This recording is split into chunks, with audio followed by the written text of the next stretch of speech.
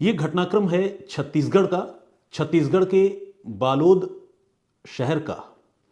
बालोद शहर में आज से तकरीबन 20 साल पुरानी बात है। एक नौजवान रहा करता था जिसका नाम है छबेश्वर, बल्कि बालोद शहर में नहीं, वो बालोद के पास ही सटे हुए एक गांव में रहता था, नाम है छबेश्वर।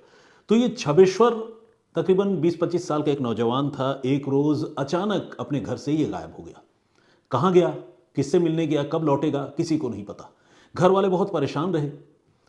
अपने तौर पर उन्होंने खूब ढूंढा, नाते रिश्तेदारों में पता किया, दोस्त यारों में पता किया, लेकिन छबेश्वर का कुछ पता नहीं चला। इसके बाद तकरीबन 15-20 रोज गुजरे।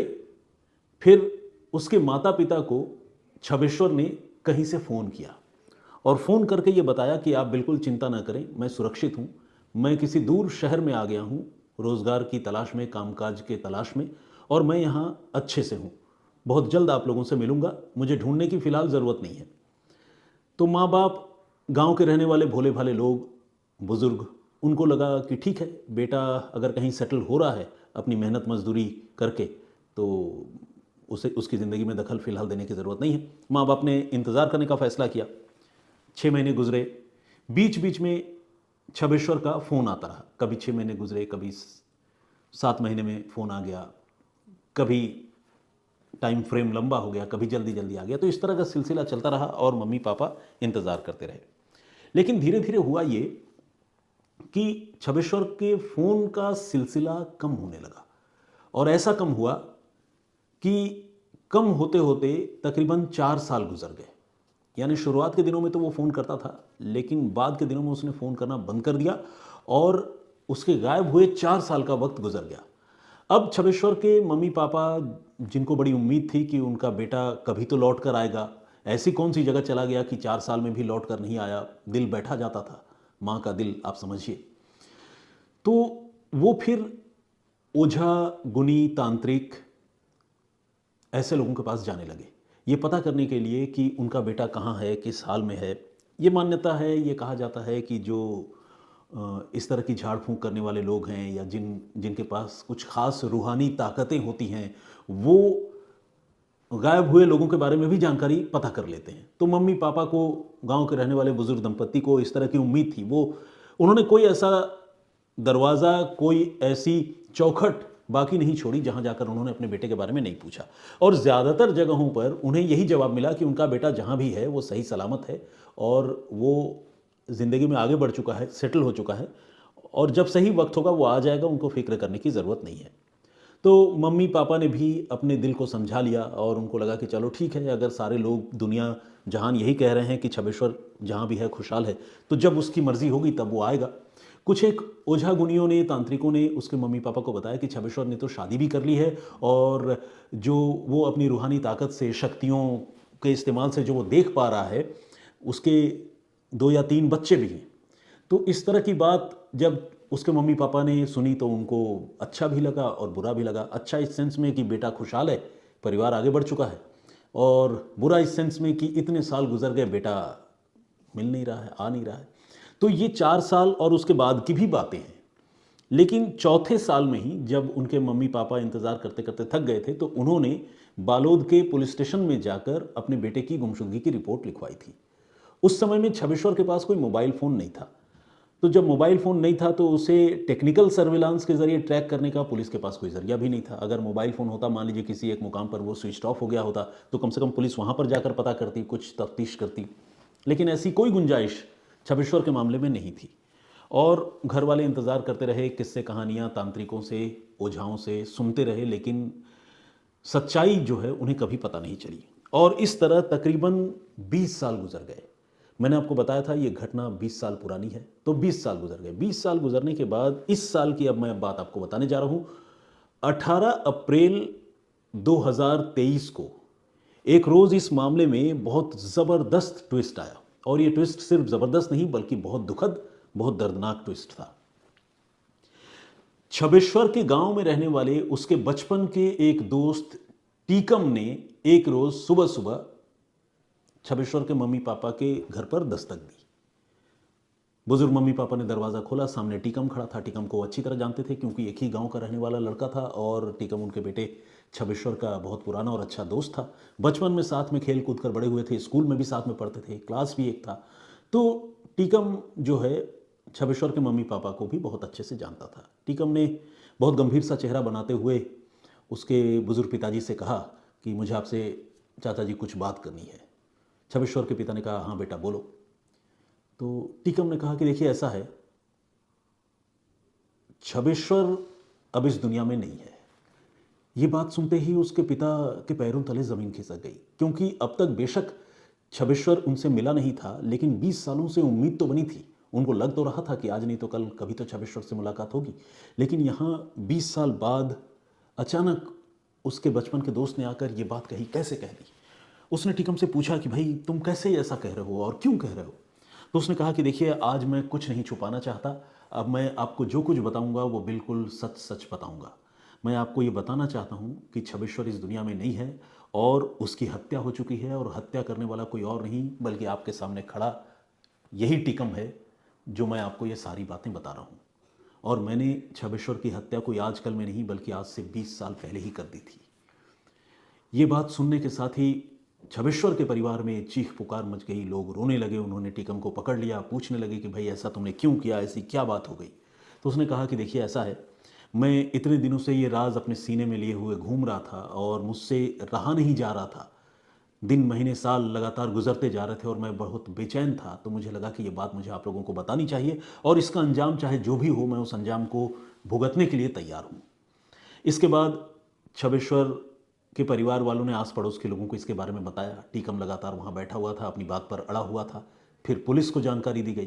पुलिस वहाँ मौके पर पहुंची, और चूंकि वो खुद अपनी ज़ुबान से अपने दोस्त के कत्ल की बात कबूल कर रहा था, तो पुलिस ने उसे गिरफ्तार कर लिया। गिरफ्तार करने के बाद अब उससे पूछा कि ठीक है, अगर तुमने हत्या की तो मेरे बेटे की लाश कहाँ है। पुलिस वालों ने पूछा, छबीश्वर की लाश का पता बताओ। तो उसने कहा कि हत्या करने के बाद मैंने उसकी लाश जंगल में दफना दी थी। घर वालों ने पूछा, वो जगह पहचान सकते हो जहाँ तुमने लाश दफनाई थी। टीकम ने कहा, बिल्कुल पहचान सकता हूँ। 20 सालों से मैं एक रात भी ठीक से सोया नहीं हूँ, और मैं वो लाश कहाँ है मैं ये आप लोगों को बताना भी चाहता हूँ। पुलिस, छबीश्वर के घर वाले, ये गांव के लोग, ये सारे लोग टीकम को लेकर एक जंगल में गए, जहाँ पर टीकम ही सबको लेकर गया बल्कि, और उस जगह को आइडेंटिफाई किया, उस जगह की पहचान की और इशारे से बताया कि यही मैंने आज से 20 साल पहले छबीश्वर की लाश दफना दी थी। पुलिस वालों ने कुछ मजदूर बुलाए, खुदाई शुरू की, और तकरीबन 4 से 5 फीट गड्ढा खोदने के बाद ही जंगल के अंदर से कंकाल की सूरत में छबीश्वर की लाश बाहर निकल आई। अब लाश में ज़्यादा कुछ बचा नहीं था, हड्डियों के चंद टुकड़े थे। उन्हें पुलिस ने रिकवर किया, फॉरेंसिक जांच के लिए और स्पेशली डीएनए एग्जामिनेशन के लिए भिजवाने का फैसला किया।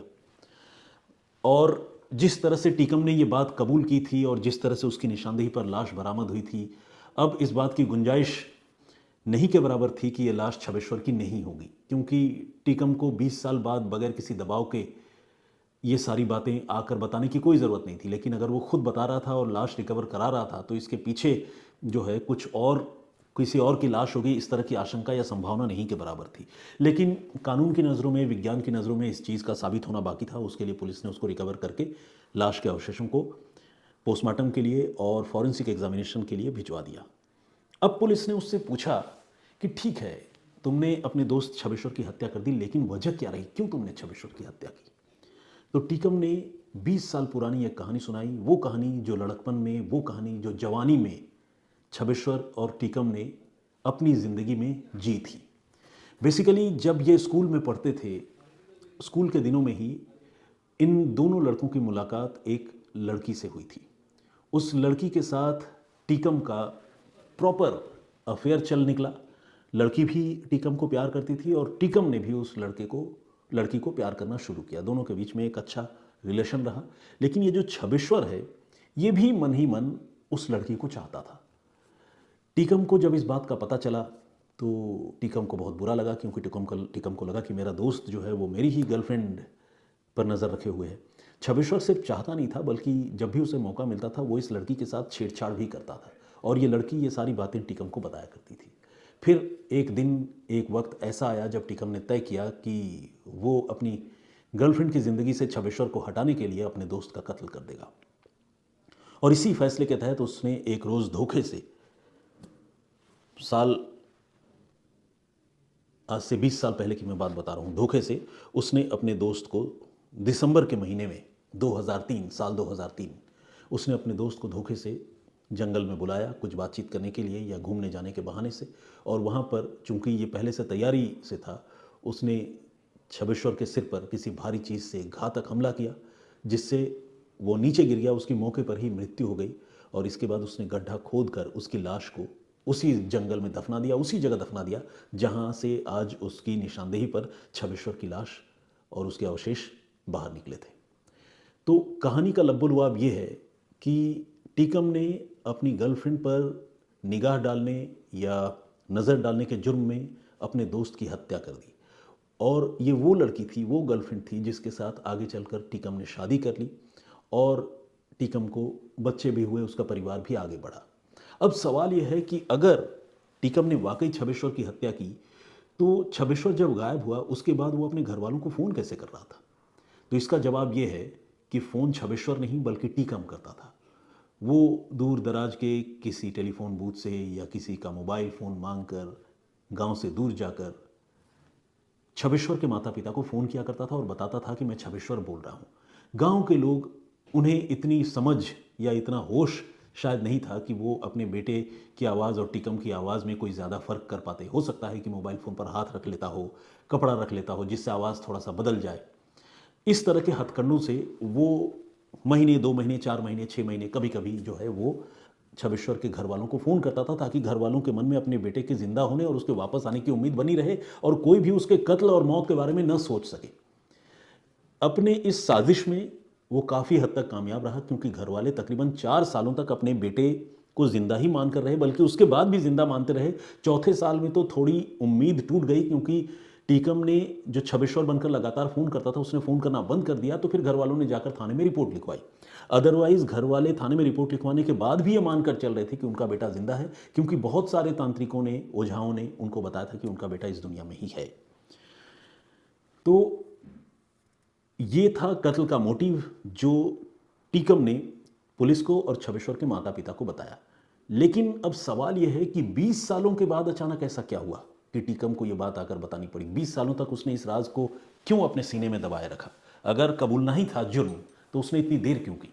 तो इसका जवाब यह है कि पिछले 20 सालों से छबेश्वर लगातार टीकम के सपनों में आता था।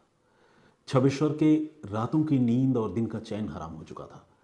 जिस तरह छबेश्वर के माता पिता अपने बेटे की तलाश में ओझा गुनियों के पीछे भाग रहे थे, ठीक उसी तरह से बड़ी खामोशी से, चुपके से टीकम भी छबेश्वर के सपने की वजह से बहुत परेशान था और वो लगातार तांत्रिकों के पीछे, ओझाओं के पीछे भागता रहता था और इस परेशानी से निजात पाने की कोशिश करता था। लेकिन इसे किस्मत का फेर कहिए, कर्म का फल कहिए, या ये कह सकते हैं कि छबेश्वर की आत्मा का प्रकोप या उसका गुस्सा, टीकम के सपनों से कभी छबेश्वर गया ही नहीं। और पिछले 20 सालों से टीकम का यह दावा था कि वो कभी चैन से नहीं सो सका। जब भी वो सोता, उसके सपने में छबेश्वर आता, हत्या का वो मंजर उसकी आंखों के सामने घूमता। कभी छबेश्वर उससे पूछता कि उसने उसके साथ ऐसा क्यों किया। उसे मना कर सकता था, उसे रोक सकता था। तो इस तरह की बहुत सारी बातें थी जिसने टीकम का जीना हराम कर रखा था। और टीकम का ये कहना था कि आज 20 साल बाद मैं अगर ये सारी बातें आकर ज़माने के सामने, पुलिस के सामने कबूल कर रहा हूँ, तो इसके पीछे छबेश्वर के सपने हैं जो मुझे जीने नहीं दे रहे। तो ये थी पूरी कहानी। इस कहानी में जो अजीब और चौंकाने वाला पहलू है वो यही है कि किस तरह से किसी इंसान के कत्ल के बाद उसका सपना एक कातिल को अपना जुर्म कबूल करने के लिए, कत्ल कबूल करने के लिए मजबूर करता रहा। अब इसे आप छबेश्वर की आत्मा का गुस्सा कह सकते हैं या फिर टीकम के दिमाग का फितूर। अगर आप साइंटिफिक तरीके से सोचें तो ये एक साइकोलॉजिकल डिसऑर्डर है, और अगर आप भूत प्रेत आत्मा परमात्मा के एंगल से सोचें तो आपको ये लग सकता है कि शायद छबेश्वर की जो रूह है उसने टीकम को इतना परेशान किया कि उसे सच कबूल करना पड़ा। तो ये थी पूरी कहानी। इस कहानी पर आप क्या सोचते हैं, आपका नज़रिया क्या है, प्लीज़ कमेंट करके ज़रूर बताइएगा। मुझे आपके कमेंट्स का इंतज़ार रहेगा।